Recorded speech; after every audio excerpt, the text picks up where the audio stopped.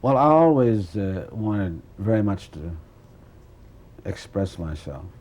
I possibly would have been a painter. I never dreamt that I would be a writer. I never dreamt that I would be a photographer.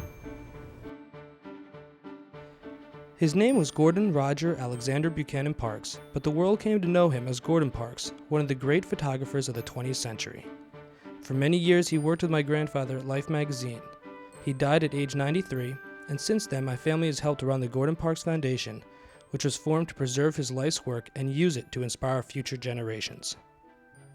His family and my family packed up all of the photographs after his death and brought them here to this archive. Each time I come here, I explore a different dimension of the artist.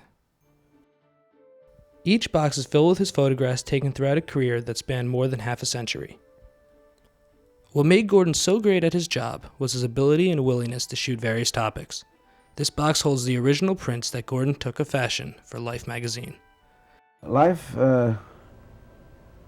didn't try to set trends with fashion as the way Vogue would. Life reported more or less on what was happening in fashion.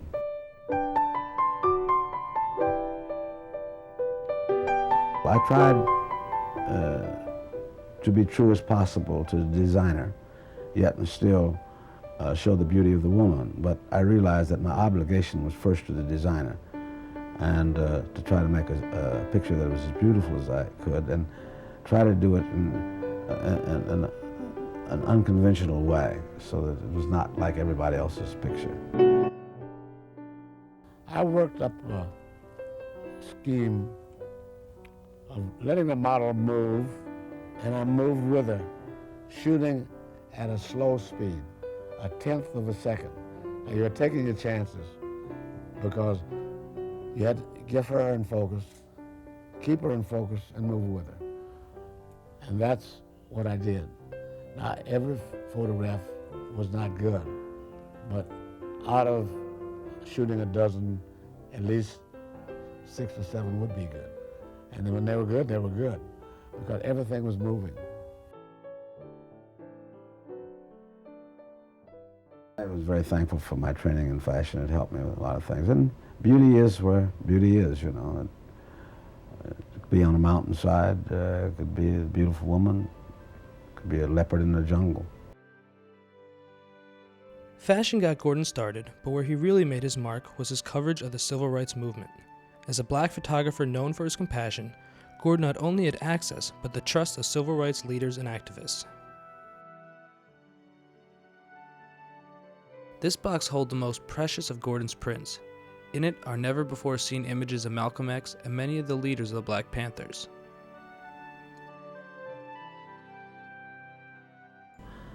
I remember once we were in a car, and I think somewhere in Pasadena, someplace near San Francisco. I was riding with the Panthers, and one of the young Panthers asked me if I wrote a choice of weapons over again, would I write it the same way? And I said, yes, I would.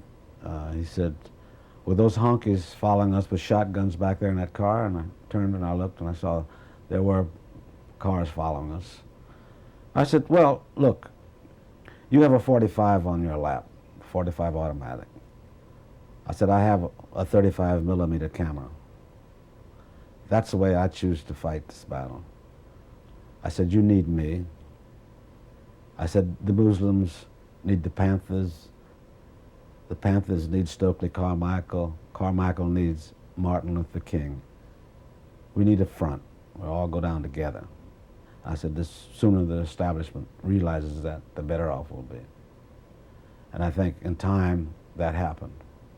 What the photographs in these boxes show again and again is that throughout his career, he grew close to the people he photographed. They trusted him, and he never let them down. No story illustrates this more clearly than the friendship that formed between Gordon and the most famous boxer of all time, Muhammad Ali. It was during the Ali Frazier fight.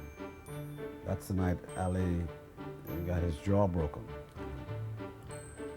So I went back to the dressing room, but they were not allowing any reporters into the dressing room. And one of the guys came out and said, you the champ? I said, yeah, I realized that Ali had spoken. He says, you can come in just like that. So I went in, and they had a big pack on his face, and his jaw was out to here. He says, well, I guess you're going to photograph my beautiful face with this big pack on it and my jaw sticking all over the place. I said, no, I said, you know, I would be happy to, but I just ran out of film. He smiled. I said, well, at that particular moment, that's what I felt like doing. So when I got back to Life magazine, I confessed to the editors. They said, oh, we hear you were in the dressing room. Did you get the shot? I said, no, I didn't, really. He said, why? I said, well, I just couldn't do it. At that particular moment, he meant too much to me as a friend, and he'd invited me in. So I didn't get the picture. Each time I close these boxes and leave the archive, his images leave with me.